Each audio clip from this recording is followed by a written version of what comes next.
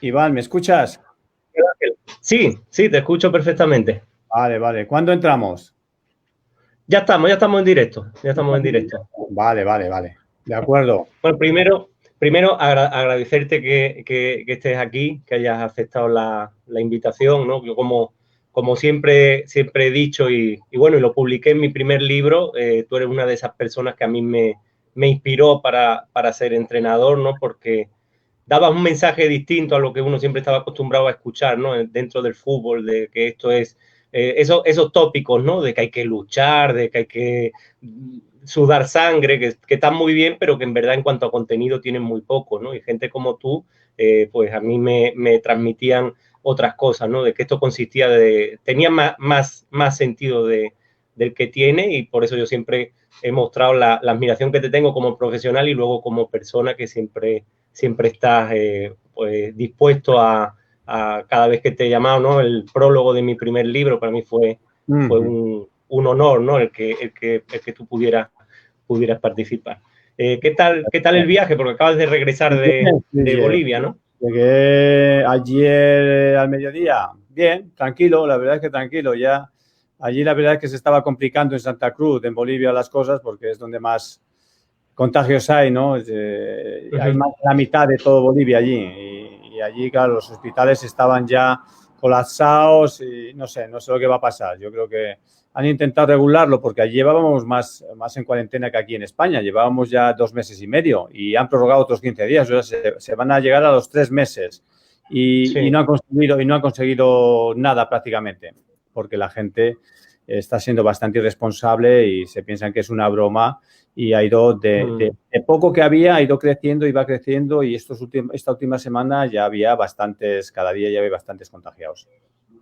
Sí, claro, una situación similar a la que se está viviendo aquí en Perú, ¿no? Es decir, Sí, bueno, sí, aquí se nos encerró con 100 casos nada más y llevamos 80 días encerrados sin salir, sin poder salir a la calle nada más que para comprar allí, alimentos y ahí que salís un día o, solamente, o todos los días. Yo solo podía salir un día, según acababa el número en mi carnet de identidad de allí, acababa en cero, solo podía salir los viernes a comprar, nada más, los demás días nada, encerrado. sí, aquí intentaron copiar ese sistema, pero al final fue peor, porque lo que intentaron hacer era que un día podían salir hombres y otro día podían salir mujeres, y al final se amontonaba la gente ese día para Sí, comprar, al final fue peor, aquí ¿no? no, aquí ha Eh, sido bastante bien regulado. Yo creo que la gente salía el día que le tocaba y los demás días nada, y luego sábados y domingos todo cerrado, ¿sabes? Ha sí, estado bastante bien.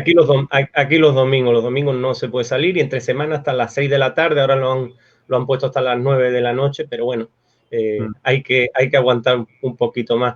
Miguel Ángel, ¿cómo empezaste tú a dirigir? ¿No? Creo que fue en Liga Nacional, ¿no? Bueno, tú Sí, fuiste un...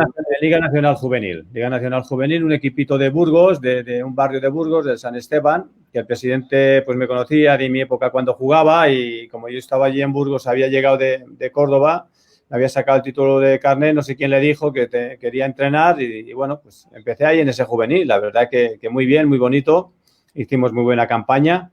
Y nada, y luego ya el año siguiente fiché en tercera división con la Arandina, con el club de fútbol, con la Arandina Club de Fútbol. Y ahí ya empecé, hice ese año con la Arandina también muy bien, en tercera división, y ya me llamó Vicente del Bosque para la cantera del Real Madrid. Y Pirri, que estaba de director, Pirri era el director deportivo y Vicente del Bosque era el director de la cantera. Y ya contaron conmigo para ir a entrenar al Juvenil C del Real Madrid, que son los chavales más jovencitos del juvenil. Hay 3 juveniles siempre, el primer equipo, el Juvenil C. Y además compartir con Paco García Hernández de asistente en el Castilla.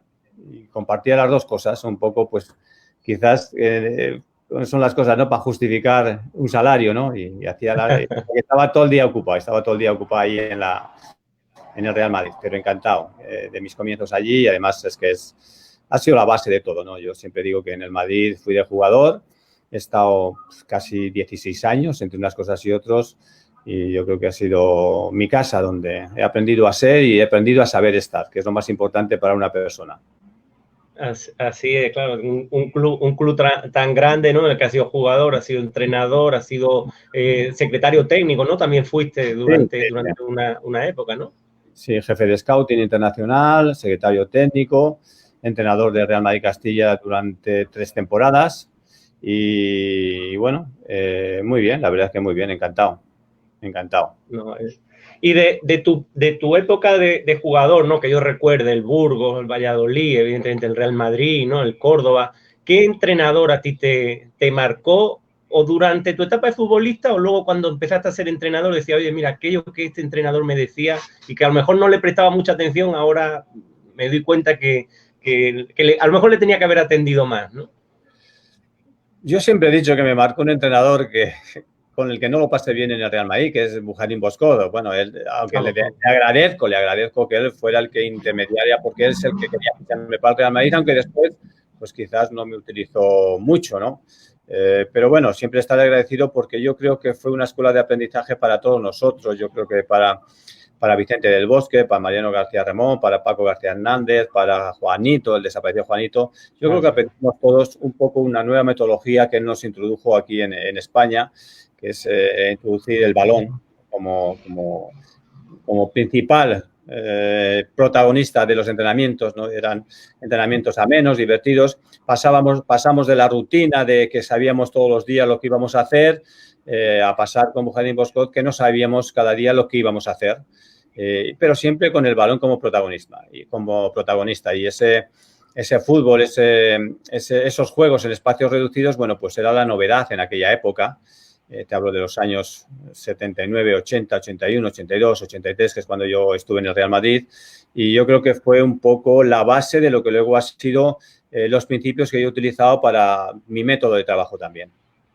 Luego he tenido otros entrenadores, evidentemente, pero yo creo que el que más me chocó, más me hizo confrontar todas las nociones que yo tenía de fútbol fue Bujarin Boscot, ¿no? Luego he tenido también grandes entrenadores como Marcel Domingo, que aplicaba muy bien el contragolpe. La verdad que cuando llegó al Burgos, él me hizo debutar en primera y éramos un equipo de contragolpe muy bien armado, como luego lo hizo en el Atlético de Madrid, ¿no? Ha sido un entrenador también que ha tenido unas señas de identidad. Lucien Miller, que después fue al Barcelona también. He tenido muy buenos entrenadores, pero quizás en ese sentido el que más metodológicamente me marcó fue Bujarin Boscot. La verdad que, claro, un adelantado, por así decirlo, a su época, ¿no? Como tú decías, muchas veces uno lee y dice en las metodologías antiguas no se trabajaba el aspecto psicológico. Y yo digo, sí se trabajaba, porque cuando uno sabía que el lunes ibas a tener que hacer físico sin balón, llegabas psicológicamente te afectaba, ¿no? Decía, uno ya cansado al entrenamiento. Entonces sí se trabajaba de una forma, no como ahora, evidentemente, pero sí el aspecto psicológico, evidentemente, siempre está, ¿no? Y al final el fútbol lo que lo diferencia de otro deporte son las situaciones que se presentan al jugador y el que se juegue con el pie, ¿no? Entonces, de ahí la importancia que el balón tenga protagonismo, ¿no? Está claro, lo que tienes que resolver son las situaciones que te va generando el balón con espacios o sin espacios, eso es lo fundamental, ¿no? También tuve un entrenador también muy importante para mí, que fue en el Burgos, que empezaba ya a aplicar un poco los pocos conceptos tácticos que se aplicaban en los entrenamientos. El señor los hacía a su manera, ¿no? Era muy particular, pero bueno, los hacía a su manera. De los demás entrenadores, la verdad que el desarrollo de lo que es ejercicios tácticos, defensa, ataque, la verdad es que no se solían hacer mucho. La semana era muy rutinaria todo. Los lunes era descanso y baño y masaje para los que jugaban. Los que no jugaban hacían pues una práctica un poco pues de partidos a medios campos, un poco para equiparar un poco los esfuerzos de los que habían jugado. El martes era descanso, el miércoles era todo físico, te metían los farles o las escaleras o te llevaban al monte a subir cuestas, era todo físico, o las series de 500 o 1000 metros, pero todos los miércoles. El jueves era el partidillo de los jueves, muy clásico. El viernes era baño y masaje y el sábado era la preparación del partido, pues una hora que acababas con un partido distendido a medio campo, 11 o 12 para 12, un poco de velocidad de reacción y poco más. Y el domingo a jugar. Era todo muy rutinario y eso semana tras semana, ¿no? Y bueno, fue bueno que llegaran entrenadores de fuera que fueron los que realmente introdujeron aquí las nuevas metodologías Y bueno, a partir de ahí yo creo que el fútbol español evolucionó muchísimo, pero todo como consecuencia de la importación de métodos de trabajo que nos venían de fuera con entrenadores que aquí dejaron mucho, como fue Rinos Michel cuando llegó, Johan Cruyff un poco más tarde, ya fueron dejando la metodología, pero para mí el primero que nos dio, que chocó con todo lo que había hasta entonces fue Buharin Boško. También los yugoslavos que habían llegado anteriormente, ¿no? Como Miljanic o como otro tuve que en el Cádiz, que era Milosevic, que también era de la misma escuela de Buharin Boško y Miljanic. Ellos aportaron cosas que aquí pues desconocíamos, ¿no? Como jugador, ¿quién fue para ti? Bueno, has jugado con grandísimos jugadores, ¿no? Y fuiste finalista de la Copa de Europa, ¿no? Con el Real Madrid contra el Liverpool, creo que fue, ¿no? El 80, que perdimos 1-0. De todos los jugadores con los que tú compartiste vestuario, ¿cuál fue para ti el mejor? Hombre, he compartido con grandísimos jugadores de vestuario, ¿no? Pero yo creo que el que tenía algo especial era Juanito.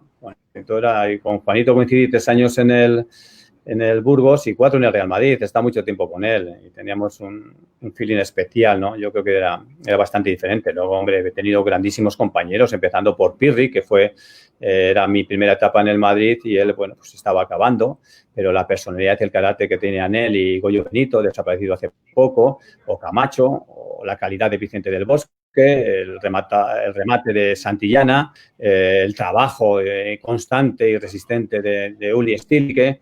Yo creo que he tenido grandísimos compañeros y que han dejado siempre huella en el Madrid y que todo el mundo le reconoce, ¿no? Yo creo que esos son los principales jugadores que he ido teniendo a mi lado y de los cuales pues siempre aprendías cosas y sobre todo por su carácter. Ya para mí el jugador de fútbol, lo que más me ha marcado de los grandes jugadores es el carácter y la personalidad que tienen. Y de los equipos que has dirigido, bueno, yo creo que eres el entrenador español que ha dirigido más continentes. Te falta solamente Oceanía, ¿no? Porque has estado en Europa, evidentemente, has estado en América, has estado en África y has estado en Asia, ¿no? ¿Cuál ha sido para ti el mejor equipo en cuanto a condiciones de trabajo? El mejor equipo de condiciones de trabajo ha sido Atlético Paranaense. Yo creo que es un equipo referente en Brasil por todo lo que hay en su entorno, la infraestructura que tienen. Quizás les falta un poquito para ser el más grande, le falta el ser constante porque ellos generan y producen muchos jugadores de fútbol. Lo que pasa es que es un equipo vendedor. Él suele vender mucho al exterior. Es el equipo de Sudamérica que quizás más jugadores pone en el mercado extranjero y no los guarda para sí, por eso hace que cada año se rompa su equipo, su plantilla y le cueste estar en la cabeza del campeonato, ¿no? Aunque hace 2 años ganaron la Sudamericana, pero es difícil que ellos ganen un campeonato allí que estén por encima de Santos, de Palmeiras, de Flamengo y de todos estos equipos que generalmente Corinthians son los que apuestan por el campeonato, ¿no? Eso es lo que les falta, ¿no? Es que se rompe muy fácilmente la plantilla, todos los años se están generando. Ahora mismo tenían 2 jugadores, grandísimos jugadores, Renan Lodi y Bruno Guimaraes, y han sido traspasados, 2 chavales de 21 y 20 años, y eso hace que no se forme ese pozo necesario para que un equipo sea poderoso. Pero en cuanto a infraestructura, en cuanto a mentalidad, para mí yo creo que es el mejor equipo de Brasil. Luego están grandísimos equipos a nivel nacional, como es Bolívar, que es el mejor equipo que hay en Bolivia, donde también fuimos campeones y donde desarrollamos también una metodología y un fútbol que gustaba y también disfruté, ¿no? Pero yo he disfrutado en todos los sitios donde he estado, con más o menos éxito, pero en todos los sitios lo que hemos ido dejando es un poco de legado de nuestra manera de actuar, de nuestra metodología, que luego siempre han ido aplicando y les ha gustado. Allí en Atlético Paranaense, a mí me gusta, por ejemplo, que Thiago Núñez, que es el entrenador que últimamente más cosas ha ganado con Paranaense, que ganó solo la Sudamericana, pues siempre se refiera a la manera de jugar de Paranaense, a ese método, a ese estilo que tiene, que es un poco implantado con mi llegada al Atlético Paranaense, y él lo reconoce y lo dice, y eso pues te llena de orgullo, ¿no? Y allí en Bolívar lo mismo, la gente siempre reconoce que nosotros dejamos un legado, una manera de jugar, un concepto de fútbol, y eso es bonito. A mí siempre me ha gustado donde vaya a ir, que al final se quede algo, que te recuerden, porque además es la vía y el paso para que otros entrenadores de nuestra nacionalidad españolas puedan ir, ¿no? Tú dejas buen gusto por el fútbol, seguro que el entrenador español va a tener más facilidades para llegar allí también. Claro, sí, es porque al final cuando uno está afuera tiene que tener en cuenta que está representando a todos los compañeros, ¿no? Evidentemente en todas las profesiones hay gente mejor, gente regular, gente mala, en cualquier profesión, cualquier país del mundo, pero uno tiene que dar un plus porque está representando, ¿no? A todos los entrenadores, en este caso de España. Mira, a mí en Perú hay algo cuando llegué que me chocó un poco, que era que en el fútbol de menores hay una obsesión con que los jugadores tienen que ser altos y fuertes, que yo digo, pero si no los hay, ¿no? Entonces, no sé si en Bolivia te pasó lo mismo, pero fue algo que a mí me chocó y me sigue chocando, ¿no? Cuando quizá Sí, en España uno no mira tanto eso. Yo me acuerdo, bueno, tú tuviste en tu fila a un grandísimo jugador como era Munitis, ¿no? Y sí, precisamente sí. no era alto, ¿no? Y ten en cuenta, cuando yo jugaba al fútbol en los años 70, que empecé 80, la media española no era muy alta, ¿no? Yo me salía un poco, pero los demás pues, eran unos 60, 65, 67, 70, pero no eran muy, muy altos, ¿no? Y entonces sí que pasa en Bolivia también. La verdad es que ahora no, ahora ya yo creo que la media de los chavales ya va creciendo, ya hay futbolistas de más altura, pero antes era muy difícil buscar en Bolivia un central que midiera más de un 80, eso es verdad, era difícil. Y en Perú me imagino que sea igual, pero bueno, es por la fisonomía de la gente, ¿no? En Perú, pues oye, son más o menos una media no muy alta y cuesta buscarles, pero sabes que el fútbol no solamente es condición física y aspecto físico o talla física, son muchas más cosas, ¿no? Yo creo que si miras, al fin y al cabo, los grandes jugadores no han sido muy altos, han sido generalmente más bien una talla media-baja, ¿no? Yo creo que Messi, Maradona, si exceptuamos a Johan Cruyff o a Zidane, pero no tiene nada de importancia la talla. Lo que tiene más importancia para mí siempre es la calidad y la mentalidad. Claro, yo fue algo que me sorprendió y que decía, bueno, te hablaba mucho somatotipo, el biotipo. Yo decía, pero me inventé, me publiqué un... Iban con el metro más que con la visión, ¿no? Iban con el metro midiendo si este mide más de un 80, nos vale, si no, no. Claro, y me chocaba más con niños de 13 años, que yo digo, oye, eso debería ser delito, ¿no? El discriminar a un niño por su tamaño. Y me inventé un término que fue el fútbol tipo, que dije, bueno, el fútbol tipo es si sabe jugar al fútbol o no, y da igual si es alto, bajo, Claro, gordo, flaco, ¿no? Para claro. eso el fútbol es el deporte más democrático que hay, puede jugarlo cualquiera. Como digo, lo podía jugar hasta Ronaldo, el brasileño, en su época en el Madrid, sin rodillas y gordo, y metía Sí, infinidad de goles. Bueno, y yo tuve a Adriano jugando en un Atlético Paranaense con 106 kilos, o sea, pero bueno, la calidad muchas veces soporta todo, ¿no? Y cuando uno la tiene, pues aunque no pueda jugar igual en un fútbol de más ritmo y más intensidad, pero siempre hay el fútbol que se adecua más para el que tiene más calidad, ¿no? Para mí es fundamental, la calidad y la mentalidad. Así es, el que sepan jugar más que otra cosa, ¿no? Como tú bien decías, por ejemplo, en España, es que aquí, por ejemplo, hasta ponían la medida, ¿no? Para poder ser un futbolista profesional tiene que ser de más de 1,75 m. Yo dije, menos mal que nadie llegó a España vendiendo eso y se lo compramos porque no hubiésemos sido campeones del mundo, ¿no?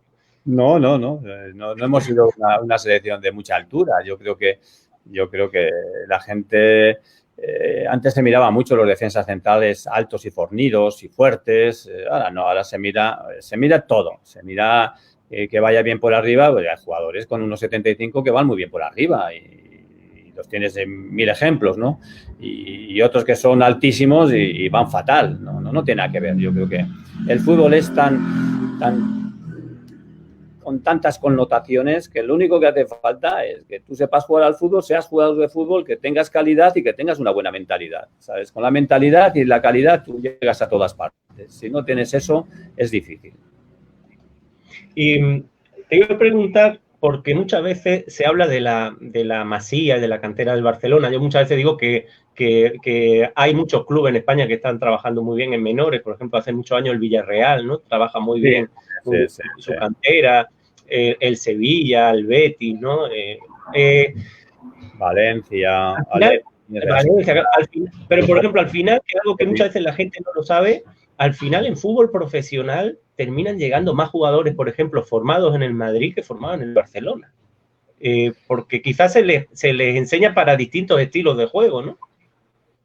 No, la clave no es eso. Antes te he dicho una cosa, en el Madrid y en el Barcelona hay una misma cosa común, calidad.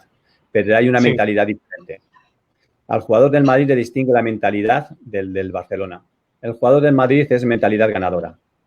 El del Barcelona también es mentalidad ganadora, pero quizás tienen más sabor por jugar bien al fútbol que por ganar. ¿Sabes? Un Sí. poco pasaba como con el fútbol brasileño antiguamente, que les gustaba disfrutar jugando al fútbol más que quizás ganar, ¿no? Ahora no, ahora ya les gusta competir para ganar, jugando bien al fútbol. En el Madrid siempre ha sido más la mentalidad ganadora que la calidad, teniendo la misma calidad, ¿no? Yo creo que eso les hace diferencia. Por eso el jugador del Madrid, que está acostumbrado a sufrir para competir, para hacerse un puesto con el Madrid, cuando sale del Madrid, está acostumbrado durante toda su vida a competir por ser titular, por jugar en todos los sitios. Quizás al jugador del Barcelona le cuesta más eso, el competir una vez que sale de la casa de la Masía, le cuesta más competir para hacerse con un puesto, y de ahí que haya muchos más jugadores salidos de la Casa Blanca que triunfen en primera división por ese espíritu competitivo, ese espíritu que tiene y que marca la Casa Blanca. ¿Qué jugador, Miguel Ángel, tuviste tú cuando estuviste en la cantera del Madrid, que lo viste y nada más verlo dijiste, este va a llegar? Hombre, habían fichado a Cambiaso con 16 años y yo cuando llegué y entrené al Real Madrid Castilla, pues tenía 16 años y empezó a jugar conmigo de titular y le veía claramente que iba a ser un gran futbolista y que iba a ser además un gran entrenador, porque me quitaba todos los hologramas donde yo hacía todos los movimientos tácticos, se los llevaba a su casa. Me decía, mister, ¿me los puedo llevar? Digo, vale, venga, llévatelos. Se los llevaba todos. No sé si los tendría coleccionados, se los tendré que preguntar a ver si los tiene coleccionados, ¿sabes? Pero siempre, ya desde pequeñito, ya era un genio en ese sentido. Es el de, con las calidades, que tenía buena calidad técnica, físicamente era bien resistente, no era un jugador de cambios de ritmo ni de gran velocidad, pero era un jugador tácticamente y mentalmente perfecto, ya con 16 años. Y lo ha sido durante toda su carrera. Y yo creo que va a ser muy buen entrenador también. También he tenido otros grandes jugadores que sabíamos que iban a llegar en la cantidad del Madrid, hombre, sabíamos que iban a llegar todos los que estuve en el Castilla. Yo tuve desde Felipe Luis, desde Arbeloa, desde Soldado, Negredo, Jurado, Borja Valero, Javi García, Rubén de la Red, que luego desafortunadamente le pasó lo que le pasó, ¿sabes? Incluso Balboa, todos que han llegado a estar en la élite. Yo creo que se sabía, ¿no? Se sabía. De aquel Castilla que yo tuve, sabíamos que iban a llegar todos. Se me quedó solo uno, que ahora está de comentarista en Televisión Madrid, que es Palencia, con el cual tenía unas condiciones igual o mejor que los demás, pero quizás, y siempre lo hemos hablado, es su mentalidad, pues quizás en aquellos momentos jóvenes estaba un poco confundido, porque tenía la base para haber sido tan grande como todos los demás. Y es el único quizás de aquella plantilla que se nos quedó por el camino, ¿no? Luego claro, muchas veces a Canales con 16 años, lo mismo. Yo fui al Real Racing y la segunda vez que fiché, lo único que le dije al presidente, Canales, ¿dónde está? Lo único que quiero es que esté conmigo en el primer equipo a jugar. Los demás me importa tres narices, ¿sabes? En el sentido, hombre, me importa importante, pero quiero que esté seguro. Y con 17 años conmigo y con 18 años deslumbró a toda España con aquel Real Racing, que empezó a hacer aquellos goles que eran espectaculares, y también lo vi, enseguida se ve, el que es buen jugador enseguida se ve. Sí, la verdad que aquel equipo, aquel Racing jugaba muy bien, jugaba muy bien al fútbol y bueno, al final lo que pasó, ¿no? El tema de que pasa muchas veces en España, las dirigencias, ¿no? Y creo que lo compró un extranjero, compró el club. Llegó allí como que se iba a comer el mundo y tenía más trampas que vamos. Pero bueno, yo en estas cosas ya no me meto, tomaron la decisión. Sí. Estábamos bien en el Real Racing, además siempre fuera del descenso y luchando por otras cosas también, a veces acercándonos a la UEFA y lo que yo siempre les decía, si el éxito del Real Racing o de cualquier equipo pequeño de primera división es no llegar al final, al último partido con la soga al cuello, sino hay que llegar 5 o 6 partidos antes liberados para no tener esa tensión y si puedes ir más arriba, mejor, pero sobre todo no llegar con la angustia al final de las temporadas. Y conmigo, la verdad que las 3 temporadas se consiguieron esos objetivos. Sí, sí. Y jugando muy bien, que al final lo que tú dices es lo que queda, ¿no? Porque muchas veces... Son 2 equipos muy bien conformados, muy bien construidos. El primero lo construimos en base a Sigiz y a Munitis, ¿sabes? También tenía allí un gran entrenador ahora, que está en la selección argentina, Scaloni, que era un jugador muy competitivo. Otro jugador que con la calidad y la mentalidad que tenía, pues también triunfó, ¿sabes? Es eso, es la mentalidad. Y yo creo que ahora como entrenador lo mismo, son mentalidades ganadoras, ¿sabes? Hicimos un gran equipo. Y la segunda parte fue ya el equipo construido pues con Canales de media punta y también hicimos un gran fútbol y estuvimos muy tranquilos durante esas temporadas que estuvimos, la verdad. ¿Qué diferencia así a grandes rasgos ves entre tu etapa en España, en Sudamérica, en Asia? Pues mira, yo creo que cuando estás en España, el jugador que ya tiene una educación de base, todo lo que tú haces más o menos lo ve más normal, ¿no? No le choca tanto porque ya ha crecido en unas escuelas donde el fútbol con balón y todo eso ya lo han ido desarrollando, ¿no? Y entonces lo asimilan mucho mejor, mucho más rápido y enseguida tienes resultados mucho más cercanos, ¿no? Cuando sales por fuera, todos esos conceptos que son fáciles de aplicar en el fútbol español te cuesta más porque son más difíciles de comprender cuando llegas a un país donde tenían otros conceptos del juego, donde tenía otra metodología, otra filosofía y cuesta más. Pero lo que sí que he apreciado es que luego te quieren porque lo asimilan bien y les gusta, ¿sabes? Y entonces eso es lo que te reconforta, ¿no? Porque además son humildes, tienen ganas de asimilar, de conceptos nuevos, de experimentar y son muy agradecidos, la verdad, son muy agradecidos y yo para mí eso es lo que más me ha ilusionado y lo que más me motiva siempre para entrenar fuera de España. Sí, yo mira, como anécdota también pasó con jugadores profesionales que en los primeros entrenamientos había dos jugadores que al terminar el entrenamiento me decían, profe, ¿podemos correr 15 minutos alrededor de la cancha? Que es que si no sentimos como que no hemos entrenado. Sí, hacerlo sin problema. Al cuarto o quinto entrenamiento ya no corrían alrededor de la cancha. Ella decía, ya no corréis. No, si no hace falta, si con lo que hemos hecho en el entrenamiento es suficiente, ¿no? Y ese cambio de mentalidad a lo que uno siempre está acostumbrado, ¿no? A lo que uno siempre está acostumbrado. Bueno, en Bolivia está parte del Bolívar, está en Jorge Wisterman. Y ahora estaba en Royal Party, también un equipo nuevo que con grandes aspiraciones. Pero bueno, esto de la pandemia pues nos ha cortado a todos de raíz, ¿no? Y aquí llevábamos 3 meses y pico con problemas y que no sabías cuándo iba a empezar el fútbol. Me parece que en Perú lo mismo. Aquí decían que para agosto, septiembre, como muy pronto.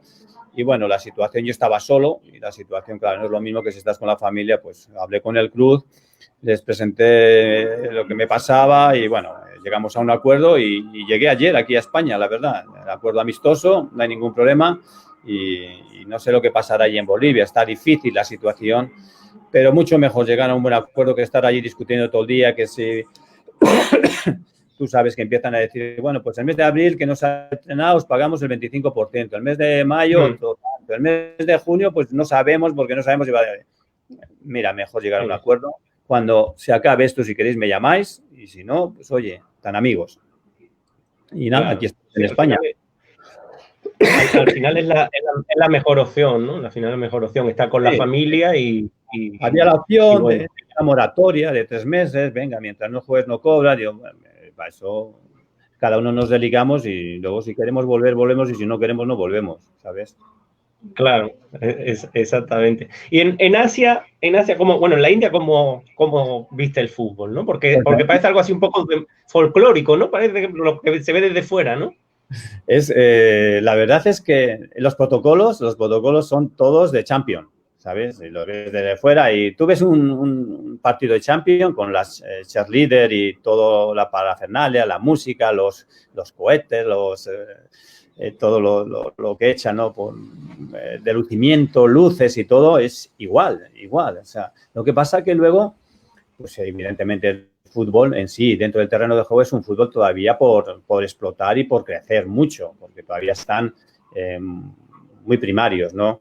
Yo creo que el fútbol que de ahí se desarrolla, pues no pasaría de ser segunda B, algún equipo igual un poco segunda A, pero nada más. Y luego metieron no es que cometieron un error, es que al principio trataron de dar publicidad al fútbol llevando a viejas glorias del continente europeo, pero claro, viejas glorias que jugaban andando. Entonces, claro, los fútboles eran lento, y ya se cansaron y ya dijeron que no, que ya jugadores mayores ya no sé cuánto han puesto el límite, pero han puesto un límite y que no estén sin jugar un año, porque allí iban jugadores que llevaban sin jugar 1 y 2 años, eran como veteranos y iban allí poco menos que a arrastrarse, ¿no? Y simplemente a pasear su nombre.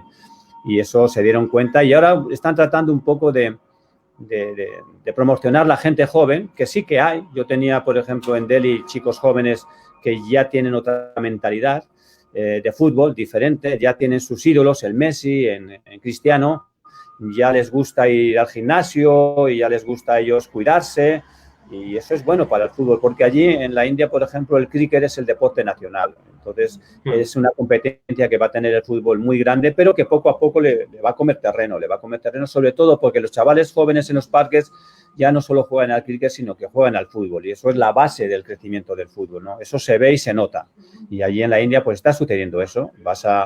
Hay sitios donde el fútbol está más arraigado, por ejemplo en el sur, en Goa, que fue una colonia portuguesa, pues allí en las playas está todo lleno de campos de fútbol, hay 4 de campos de fútbol y ves uno de cricket, ¿no? Hay más fútbol. Ajá. Y luego en los sitios como Kerala o quizás en la capital, en Delhi, es donde más les cuesta introducir el fútbol, es donde el cricket predomina, ¿no? Pero poco a poco. Yo estaba en el Dinamo Delhi y la verdad que un estadio precioso para 60.000 personas de última generación, pero iban 10.000, 8.000 y ni se veían, ¿no? Pero bueno, el césped espectacular en todos los estadios, porque allí es igual que la Champions. Si la hierba no está 1 centímetro bien calibrada, no puedes jugar y te multan, ¿sabes? Te lo tiene que dar el inspector, te tiene que dar el visto bueno para todo, ¿sabes? Los controles impresionantes, no puedes llevar el ordenador al vestuario, no puedes tener comunicación, porque allí hay un problema muy grave con las apuestas. Entonces, te quieren evitar todo aquello que pueda dar tentación para hacer apuestas, ¿no? Entonces, no quieren que des la alineación, te tienen todo controlado. Y vas a entrar a los estadios y la policía, bajas del autobús y a ti y a todos los jugadores, control, revisión de lo que llevas, tienes que dejar los móviles en una maleta, luego te los dan, todo, el ordenador, todo. O sea, no tienes comunicación en el vestuario de nada. No puedes tener arriba un observador, un analista, nada, prohibido. Pero bueno, es algo que es normal, quieren crecer y poco a poco irán creciendo. Es un país grandísimo, o sea que tienen base, porque niños hay por un tubo, y seguro que cuando hay tanto niño, alguno sale buen futbolista. Claro, eso es como en China, ¿no? Que dice que se han propuesto ser campeones del mundo de aquí a 30 años hombre, son 1.000 millones, en la India también son 1.300 millones de indios. Imagínate los niños que hay. Coger 11 niños buenísimos los vas a coger, ¿no? Todo es cuestión de tiempo. De todos los jugadores que has entrenado, antes hablamos de cuando estuviste en el Castilla, ¿no? Pero en primera división, ¿cuál ha sido para ti el mejor, ¿no? Hablando antes de Canales, pero ¿cuál ha sido alguien que tú hayas dicho Hombre, la verdad es que es difícil, porque he tenido muy buenos jugadores, la verdad. He tenido siempre, fíjate, pillé a Adriano el emperador, grandísimo jugador allí en Paranaense. Pillé a Cambiaso con 16 años, 17 años. He pillado a todos los nada del Castilla, de Soldado, Negredo, Felipe Luis, Jurado, Borja Valero, todos Arbeloa, todos estos niños que con 19, 20 años era un espectáculo verles jugar, pues todos sabíamos que han explotado. Canales, Sigrid, Munitis, Scaloni, grandísimos jugadores. Luego están en Granada, Machís, los que tuve en el Granada, en el Valladolid. Siempre, la verdad que siempre he tenido grandes jugadores. Hasta en el Toledo tuve a mi amigo, a Unai Emery, que ahora es un gran entrenador. He entrenado a Emery, a Scaloni, a Javi Gracia en el Córdoba, que también otro chico fenomenal, que estuvo mucho tiempo en la base del Villarreal también. Bueno, yo creo que he tenido grandes compañeros. Luego he tenido a Paco Gémez, conmigo de compañero. Cuando yo acababa, él empezaba en el Córdoba. En el Córdoba, claro. Muchísimos jugadores, la verdad, que a veces se quedan por ahí por el camino y no te acuerdas. A Garay, Ezequiel Garay, también, otro grandísimo jugador, que le hicimos máximo goleador del Racing con 11 goles jugando de central, ¿sabes? Sí, por el Real Madrid, pero muy buenos jugadores. Pero sobre todo, también me ha gustado mucho siempre dar muchas oportunidades a los jóvenes talentos, ¿no? Que a veces a otros entrenadores les cuesta más y a mí me cuesta menos, quizás porque mi experiencia como jugador joven no fue muy buena y les costaron darme la oportunidad sabiendo que yo era un jugador con calidad, ¿no? Pero les costó y a mí no me cuesta nada. Yo siempre he dicho, mira, si tiene calidad es igual que tenga 37 años que 19. Si es jugador y la edad no importa. Y eso siempre lo he llevado conmigo como mi teoría, mi principio, ¿no? La edad no importa, la calidad, la mentalidad es lo que importa. Exacto, porque una cosa es dar la oportunidad y otra cosa es la responsabilidad, ¿no? Evidentemente, en un equipo los veteranos son los que tienen la responsabilidad y al joven no se le puede cargar con eso, ¿no? Claro, pero pero el veterano siempre ve que hay un joven con calidad, no le va a disgustar, porque les va a mejorar a ellos, ¿sabes? Yo cuando empecé les pasa, cuando empecé a mí me apoyaron mucho los jóvenes, ¿pero por qué? Porque yo estaba en el Burgos en primera división, un equipo pequeño que nos acostumbramos a estar en mitad de la tabla, porque yo les daba mucho que ellos que necesitaban, ¿no? Pues eso pasa con los jóvenes. El jugador da experiencia, pero el joven da frescura, da otra vitalidad, y eso siempre es bueno en los equipos. ¿Por qué, Miguel, por qué es tan difícil que un jugador de la cantera del Madrid llegue al primer equipo? Pues no lo sé, depende mucho del entrenador, ¿eh? Si el entrenador conoce la cantera, posiblemente sería más fácil que hubiera más jugadores de la cantera, ¿no? Yo creo que los jugadores que más han triunfado en el Real Madrid de la cantera han sido cuando han estado entrenadores nacionales que conocían la cantera, ¿no? De la época, pues cuando estaba Mancio Amaro, cuando estaba Miguel Muñoz o cuando estaba Vicente del Bosque. Cuando tú conoces la cantera, no tienes problema en dar la alternativa a un jugador de la cantera, ¿no? Cuando yo estaba en el Castilla estuvo Fabio Capello, yo tengo muy buena relación con él, le hablé muy bien de todos los que yo tenía en el Castilla. Quizás le faltó ese impulso para darles mucho más confianza, ¿no? Sí que pasó a Negredo, a Soldado, a Felipe Luis, pasó a Javi García, pasó a Rubén de la Red, a unos cuantos, ¿no? Pero le costó que se asentaran, bueno, pues porque quizás siempre en el Madrid tira un poco más la experiencia, ¿no? A nosotros, yo cuando un día me encontré a Bujarin Boscoz en Yugoslavia, el hombre que siempre decía, bueno, yo le pregunté, pero mister, ¿por qué me sacaba tan poco? Ya, tú muy joven, Portu, muy joven. Bueno, cosas del fútbol, ¿no? A veces, pero bueno, a veces es la decisión del entrenador, la decisión que tenga. Y tú tienes decisión y estás con confianza y de que ese jugador te va a responder, no tienes ningún problema. Pero a veces el entrenador pues se cohíbe y le cuesta dar ese salto y prefiere la experiencia a dar la alternativa a chico joven, ¿no? Claro, yo desde fuera, pero te quería hacer la pregunta porque yo como aficionado al Real Madrid, ¿no? Yo nací en el 78, yo me hago aficionado con la etapa final de la Quinta del Buitre, ¿no?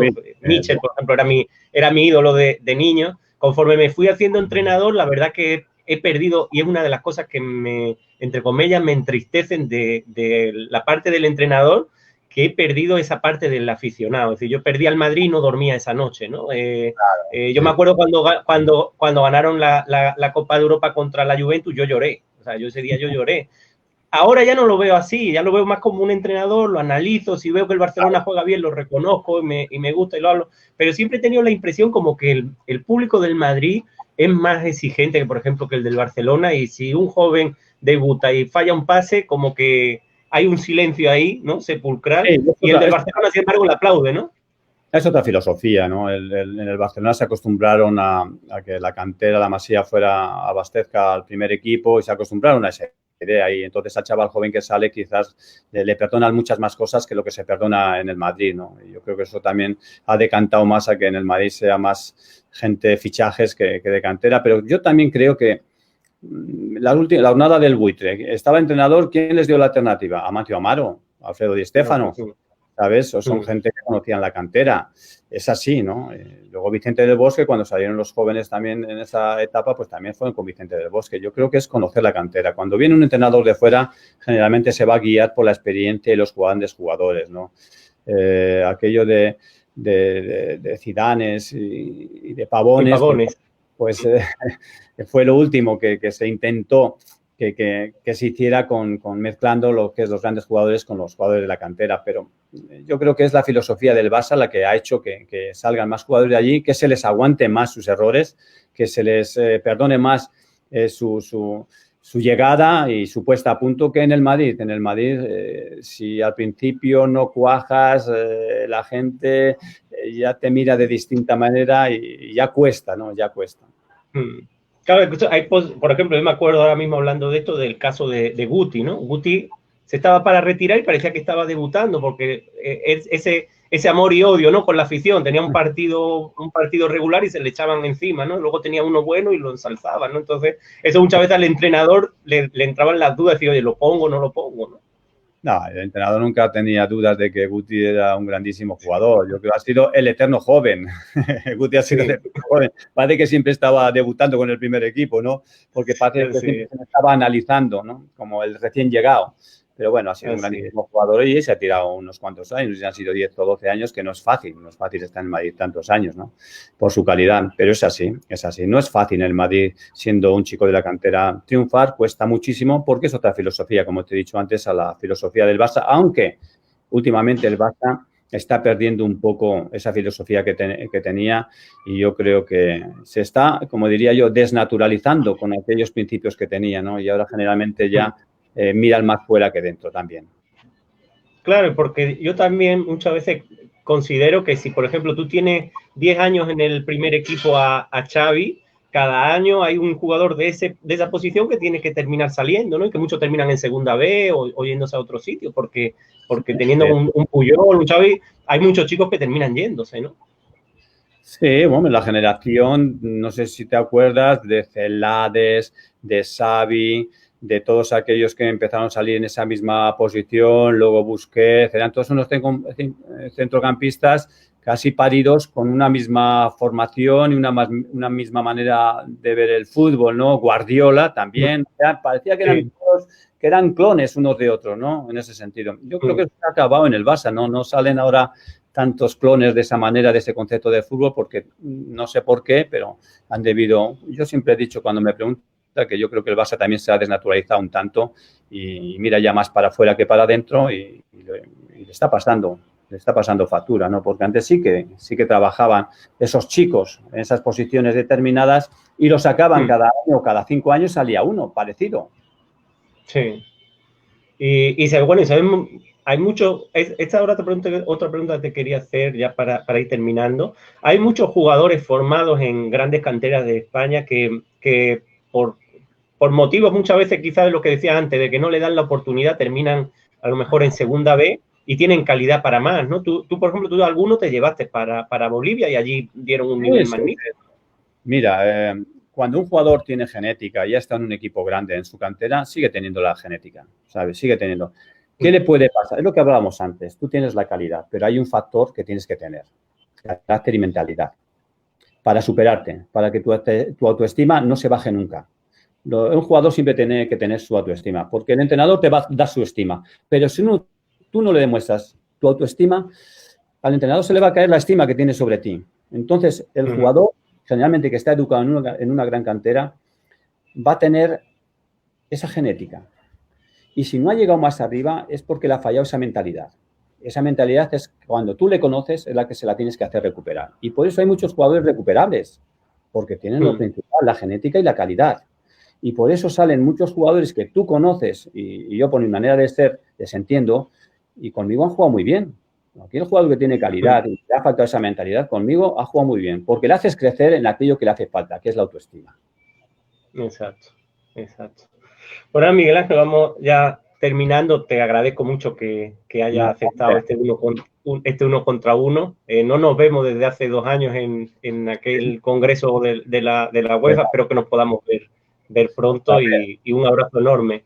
Pues bien, muchas gracias. Te vaya bien por ahí por tu Perú, que veo que estás perfectamente adaptado, que comas mucho ceviche, ¿no?